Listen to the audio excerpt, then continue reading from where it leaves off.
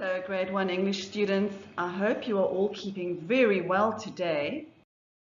It's the end of the week, which means it's our weekly story time. And today we're going to be listening to Whistle for Willie. Let's start. Let's meet the author. The author is the writer of the story, and that is Ezra Jack Keats. Ezra Jack Keats wrote and illustrated books for children. When Mr. Keats was a boy, he drew pictures on the kitchen table. His mother was so proud. She kept the art rather than wash the table. Let's start reading Whistle for Willie by Ezra Jack Keats. Please try and keep up and follow the words as I'm reading them on the screen. Oh, how Peter wished he could whistle. He saw a boy playing with his dog. Whenever the boy whistled, the dog ran straight to him. Peter tried and tried to whistle, but he couldn't.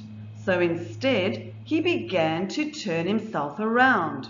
Around and around he whirled, faster and faster. When he stopped, everything turned down and up and up and down and around and around. Peter saw his dog Willie coming. Quick as a wink, he hid in an empty carton lying on the sidewalk. Wouldn't it be funny if I whistled? Peter thought. Willie would stop and look all around to see who it was. Peter tried again to whistle, but still he couldn't, so Willie just walked on. Peter got out of the carton and started home. On the way, he took some colored chalks out of his pocket and drew a long, long line right up to his door. He stood there and tried to whistle again. He blew till his cheeks were tired, but nothing happened. He went into his house and put on his father's old hat to make himself feel more grown up. He looked into the mirror to practice whistling. Still no whistle. When his mother saw what he was doing, Peter pretended that he was his father. He said, "I've come home early today, dear. Is Peter here?" His mother answered, "Why, no, he's outside with Willie." "Well, I'll go out and look for them," said Peter. First he walked along a crack in the sidewalk. Then he tried to run away from his shadow. He jumped off his shadow, but when he landed, they were together again.